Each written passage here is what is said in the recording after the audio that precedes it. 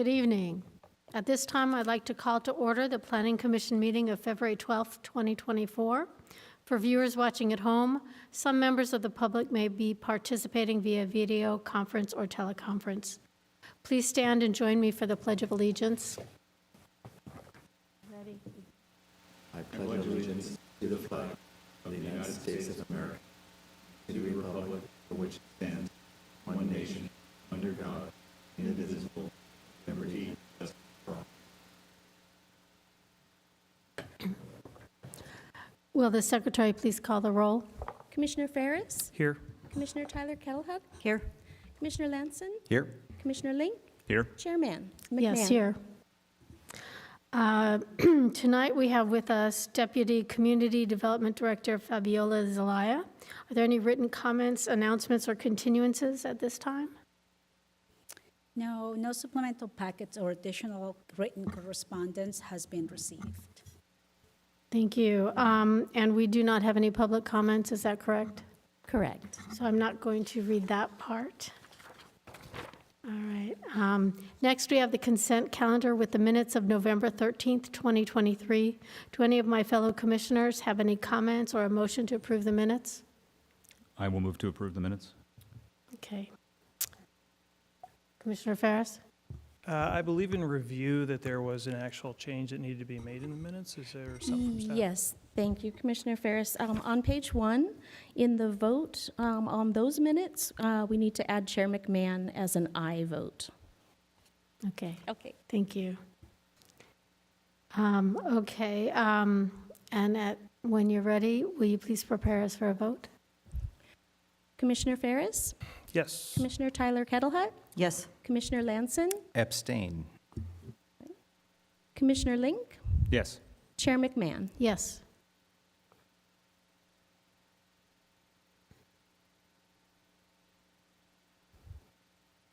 Okay, number 7. Item Motion 7. carries 4-0. Excuse me, I'm sorry. See, I'm rusty. It's been since November. I've got to slow it down here. Okay, item number 7. Nominations for chair are going to be opened by our planning secretary, deputy commissioner, committee development director, Zelaya. At this time, I would like to open nominations for Planning Commission Chair for 2024. Are there any nominations for Vice Chair or Commissioner? Commissioner Kettlehut? I'd like to nominate Commissioner Lanson for the chair position. Are there any other nominations? Madam Chair, Oh, Yes, I'm as sorry. a chair, yes. Commissioner Ferris. I would like to nominate Vice Chair Link as Chair of the Planning Commission. Are there any other nominations? Okay. So we have 2 nominations, Commissioner Lanson and Vice Chair Link. And if there are no other nominations, nominations are closed. So at this time, do you conduct the vote, or? Yes, will the secretary prepare us for a vote? Let's take a motion, let's make a motion, right, for each of the nominees and take a vote. Is that correct? Yeah, so you're going to do a motion for one or the other and then take a vote as you need to for the majority vote? Okay, so we'll start with the first nominee, and then my understanding is if they get a majority, then do we not vote for the second nominee? Correct. Okay, so the first nominee was, excuse me, yes. Is it appropriate for us to provide any commentary before we engage in a motion of voting for or against any of the nominees? Sure, with any motion, you have the right to have a discussion before the motion, before the motion's actually tallied, or before the vote's tallied. Thank you. May I be recognized? Absolutely. All right, thank you. The reason why I would support Vice Chair Link for the nomination to be chair is that it is standard in historical practice that we go through a rotation of who sits in the chair from the officership. So Commissioner Link was elected by this body as a vice chair, and I think it would be appropriate, and I see no mitigating circumstances as to not allow him to serve as chair of the Planning Commission. So I would encourage our commission to vote for him for that reason. And if there are other compelling circumstances, I would like to hear them, but I would like to request the commission follow tradition. Thank you. Okay, are there any other comments to the motion? Okay, so in that case, we will, as Commissioner Lanson was the first one nominated, we'll vote for him first. And then if he gets a majority, then that's that. Okay, so Mrs. Gore, could you please prepare us for the vote? Commissioner Ferris, Humbly, no.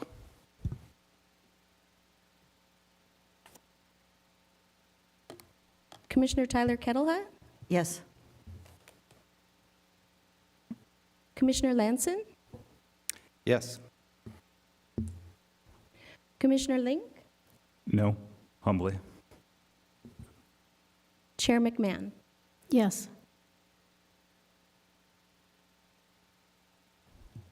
Motion carries 3-0. Commissioner Link and Ferris dissenting. 3-2. 3-2, I'm Yes. sorry. So do we make the change now? Yep, okay. Yes.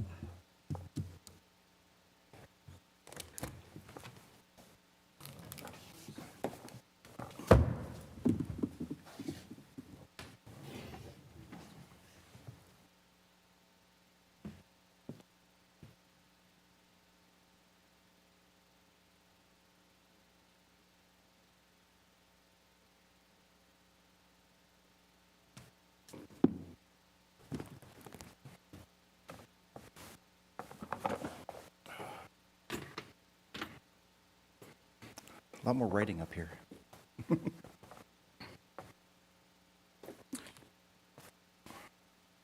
So my assumption is the next is vice chair? Election, yeah, of vice chair.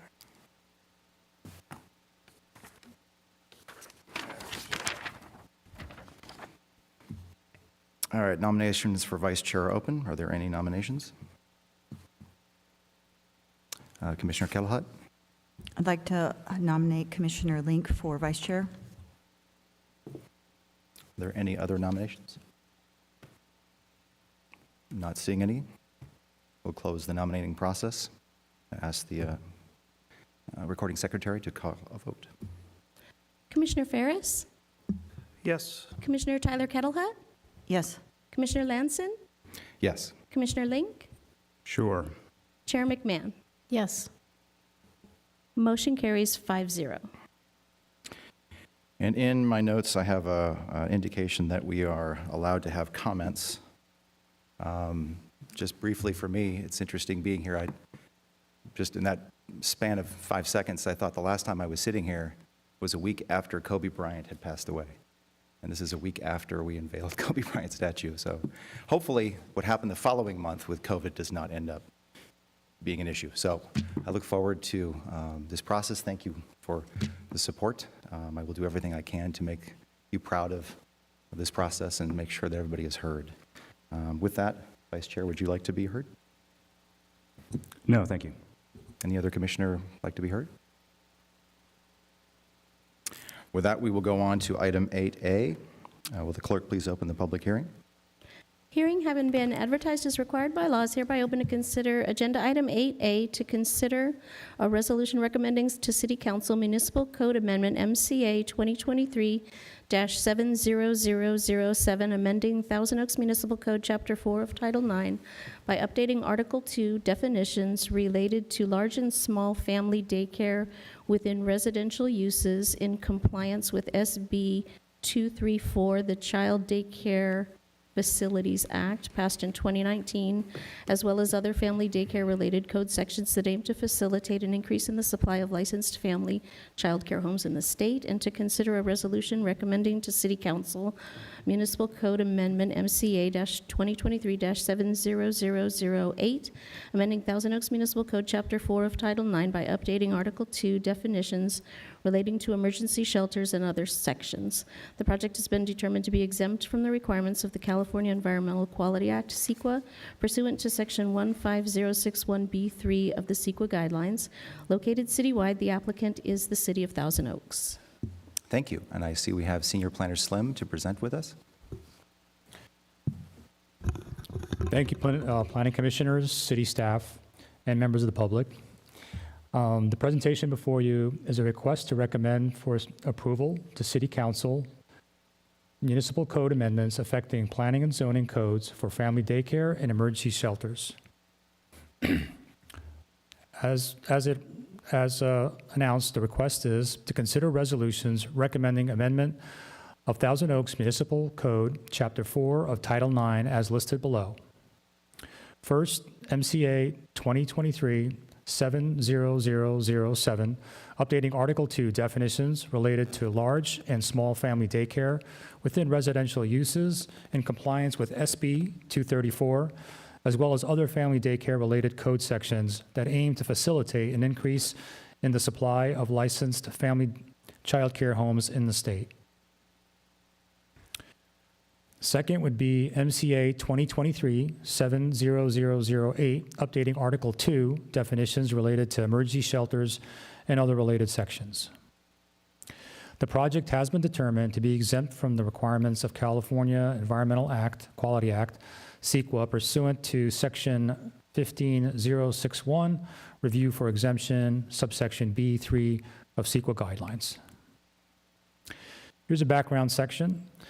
The city's zoning code requires updates to reflect current state laws, community trends, and the vision and policies of the general plan.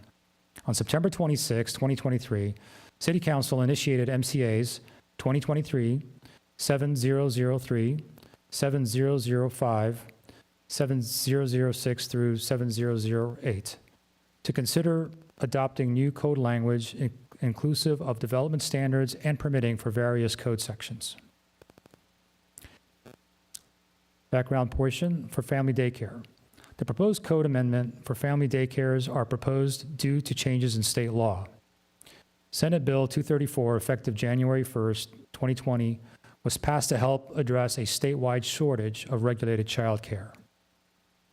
SB 234 requires local ordinances to treat large family daycare homes the same as small family daycare homes, or as any other residence in a residential use zone. Although the state will continue to license and regulate small and large daycare facilities, the city would not require any regulatory process or licensure to operate a large family daycare home.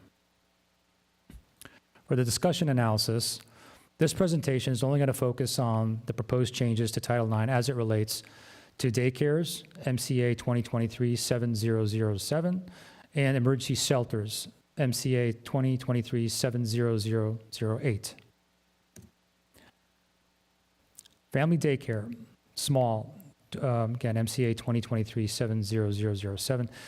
Currently, Thousand Oaks Municipal Code, Chapter 4, Title 9, distinguishes the difference between small and large daycare facilities. By allowing small family daycare as an outright permitted use in a residential zone. Per the TOMC, small family daycare is defined as small family daycare home is a permitted residential use and a home family daycare facility for 6 or fewer children, or 8 or fewer children if 2 of the children are 6 years of age or older. Children under the age of 10 who reside in the home shall be counted for purposes of these limits. Conversely, the municipal code requires a special use permit, administrative, to operate a large family daycare home out of one's home. This type of facility is defined as a city-regulated residential use and home family daycare facility for 7 to 12 children, inclusive, or up to 14 children, inclusive if 2 of the children are 6 years of age or older. Children under the age of 10 years who reside in the home shall be counted for the purposes of these limits. To comply with SB 234, the proposed ordinance would add and update definitions for family daycare as follows. This would be the introduction of a new definition. Family daycare home shall mean a facility that regularly provides care, protection, and supervision for 14 or fewer children in the provider's own home for periods of less than 24 hours per day while the parents or guardians are away, and is either a large family daycare home or a small family daycare home, as defined in the Health and Safety Code section 1596.78, subsection A. This is an existing definition that will be amended as follows. Large family daycare home shall mean, and the amendments, of course, are in bold, a facility that provides care, protection, and supervision of 7 to 14 children including children under the 10 years of age who reside at the home as set forth in section 1596.78, subsection B of the Health and Safety Code. Another definition that will be amended. Small family daycare home shall mean a facility that provides care, protection, and supervision for 8 or fewer children, including children under 10 years of age who reside at the home, as set forth in section 1596.78, subsection C of the California Health and Safety Code. Another amended definition.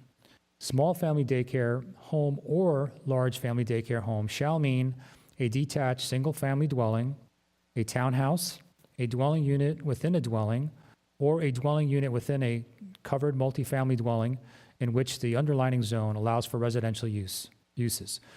A small family daycare home or a large family daycare home is where the daycare provider resides and includes a dwelling or dwelling unit that is rented, leased, or owned as set forth in section 1956, subsection D of the Health and Safety Code. Additionally, the land use matrix would be amended to indicate that family daycare homes are allowed by right within residential zones. Section 9-4.2104, the permitted use matrix in the residential zones of Article 21 of the Thousand Oaks Municipal Code, is amended to read as follows. Excuse me. As you see here, this is existing language, large family daycare. We'll be adding small and to include that as well. The special use permit requirement is going to be removed and will be now permitted across the board. Note, while SB 334 limits the city's authority over such daycare home uses, family daycare homes will remain subject to state child care licensing program and existing state regulations. The State Department of Social Services serves as the licensing and regulatory agency. Now for the background portion for emergency shelters. The state mandates cities to provide temporary housing for unhoused people. The municipal code allows unhoused people to remain in a sheltered facility for up to 180 days. This limitation inhibits the ability to find permanent housing for shelter clients. MCA, or Emergency Shelters, MCA 2023-70008. Housing unhoused people has been a challenge throughout many communities, including the city of Thousand Oaks. Currently, the Thousand Oaks Municipal Code limits the time of stay for individuals to 6 months. This limitation would defeat the effort and progress made towards moving a person to permanent housing.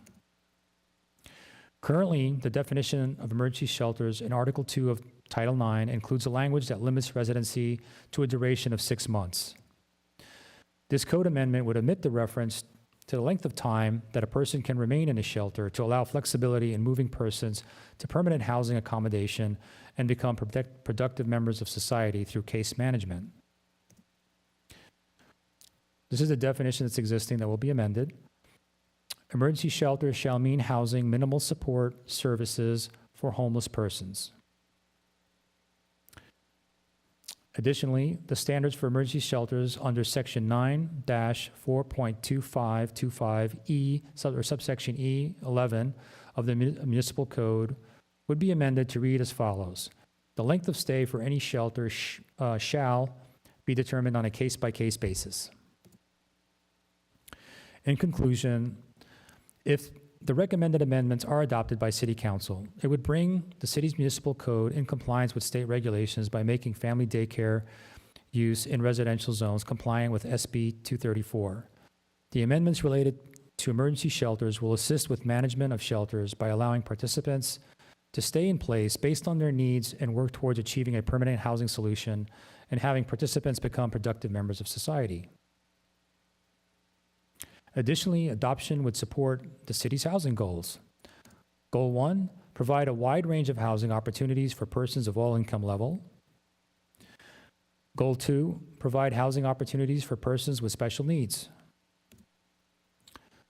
It is therefore staff's recommendation to adopt resolutions based on the findings contained herein, recommending that City Council find that the municipal code amendments are exempt from the provisions of California Environmental Quality Act pursuant to California Government Code Section 15061, subsection B3, and approve amendments to Section 9-4202 definitions, Section 9-42104 permitted use matrix related to large and small family daycare facilities, and Section 9-42525 related to emergency shelters of the Thousand Oaks Municipal Code. That concludes presentation. Staff is available for questions. Thank you, Mr. Slim, for your report. Commissioners, questions? Go ahead, Commissioner. I did lob a question to staff earlier, and maybe the city attorney's office or others can opine on it. The definition that we're changing for emergency shelters removes the time component of that. But if you end up looking, there's a Health and Safety Code section 5801-E, which actually defines emergency shelter. And the language of the city code and the state code are actually quite remarkably similar in there. But by removing the time component, actually makes it inconsistent with that definition.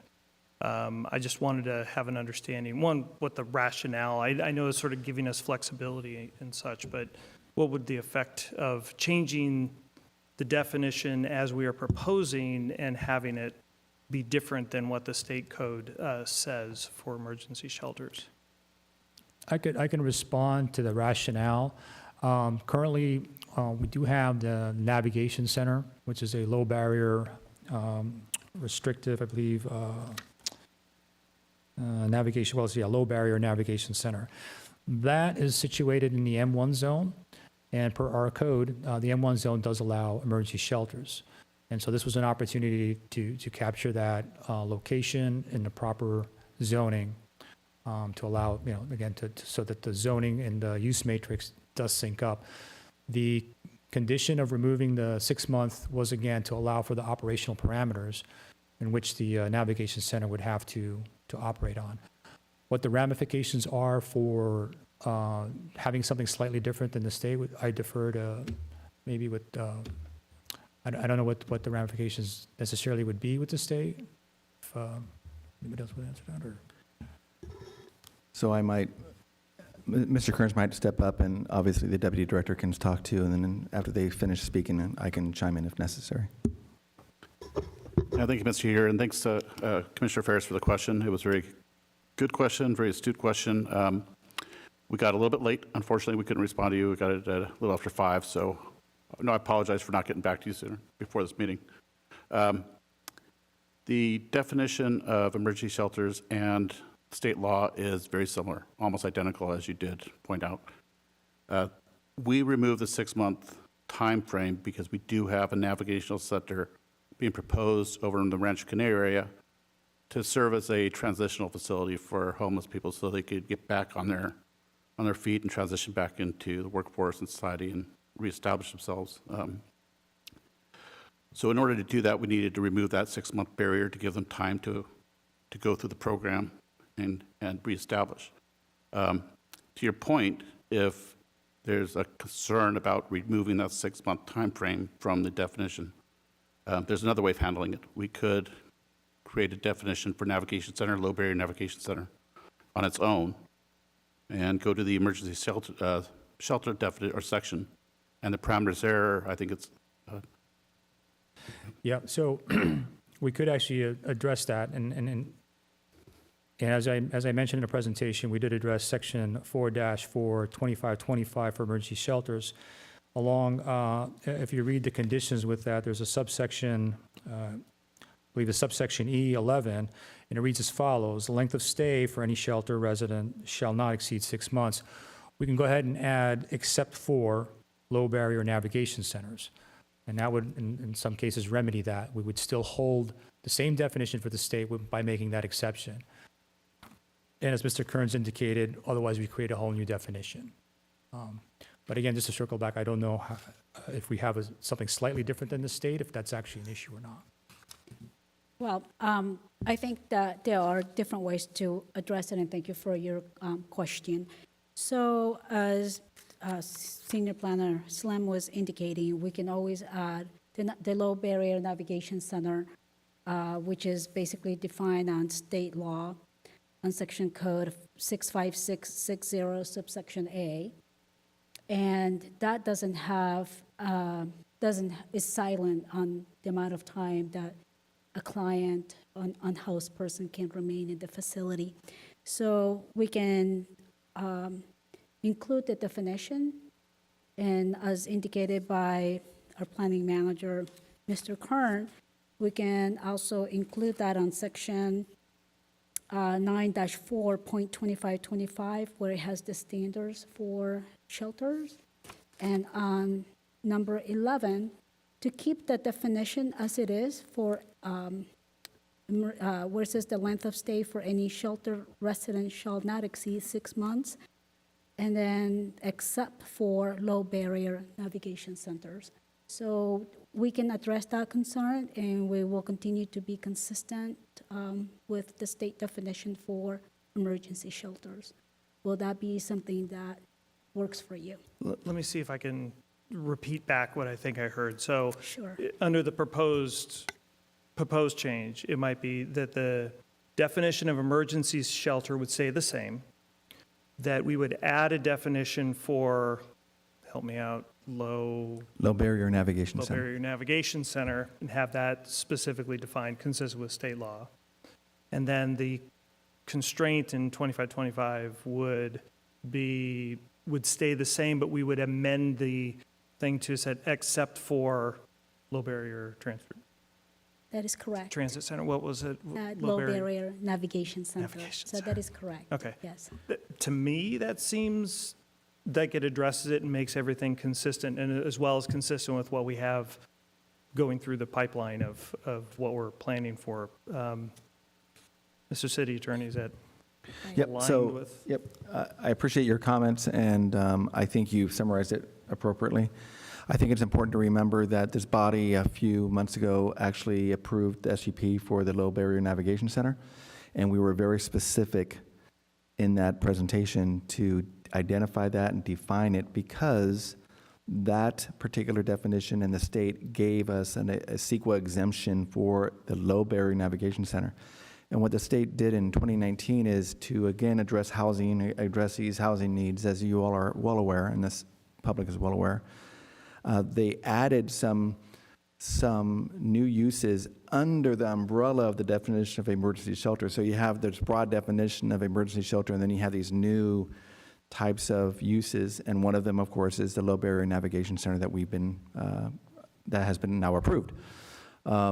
And so to Commissioner Ferris's point, one way to address this, and again, we did look at the definition in our code, and it doesn't say pursuant to state law, it just has a definition of emergency shelter, and it copies pretty much the state law. But so I'm not necessarily concerned if we had a inconsistency there, we can define it ourselves. However, I think Mr. Ferris's comment has merit, because sometimes when we go to the future here and we start getting grants, sometimes grants are, for example, we have a Low Barrier Navigation Center grant from the state, right? But sometimes there are grants for emergency shelters. Now, whether or not the state changes their definition, which they probably will in the future, they just haven't done it yet for that 6-month time period, because we all know that the challenges that we're having in today's world is much different than 20 years ago, thus these new definitions.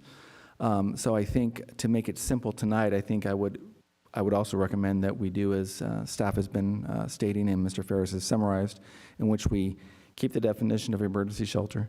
We add the definition of low barrier navigation center pursuant to state law, which is, I think, Government Code Section 65660, as the Deputy Director mentioned. We also have to change the resolution in attachment 2 because that obviously is going to the definition, and we can do that before this goes to City Council. And that way, we don't have this issue between a change in definition between state and city. We keep that, but we make the necessary changes or modifications to ensure that we, again, can use the low barrier navigation center. And again, let's be very clear that one of the catalysts for this change was to ensure that we can, we're not sure when we have those initial 30 people, how long it's going to take to get them all. There's a great goal there to get them all into, permanent housing, right? And they all have case managers, which again is a little bit different than the emergency center, shelter definition is, that's a temporary thing. This is something in which we are going to have caseworkers, we are going to have managers, and obviously, as you know, we have a lease, we have operations agreement, we have a development agreement to develop this property.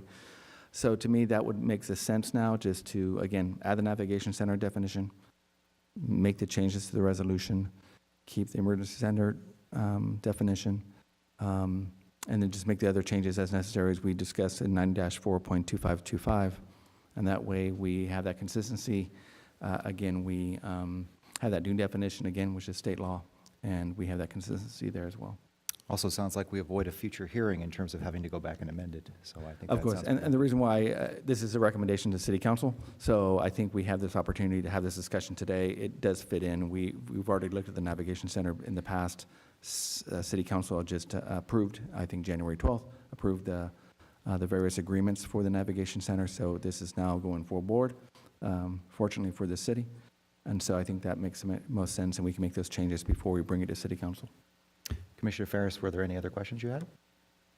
No, that was it. On the other side, commissioners? Commissioner McMahon? Yes, back to the family daycares. Is there still a reason to have a differentiation between the large and small family daycares? Thank you for that question. That was discussed internally, and it was felt that it was advantageous to have at least a reference to the state code so that even as a municipality that we're hands off, we are going to go ahead and acknowledge what's in the state code and have that there so it shows that there's a relationship. But that was the reason to have it there. So, for staff or other people who are interested, for any other purpose, just to have it as a reference. So both types will be automatically permitted in residential areas. That is correct. Are there other restrictions for a large daycare? The only, so just for everybody's kind of knowledge here, information. So as soon as you go over 14 children, that no longer is a residential family home. It becomes a commercial enterprise. And so it's a commercial business, and it needs to be in a completely different zone. So that's the magic number. But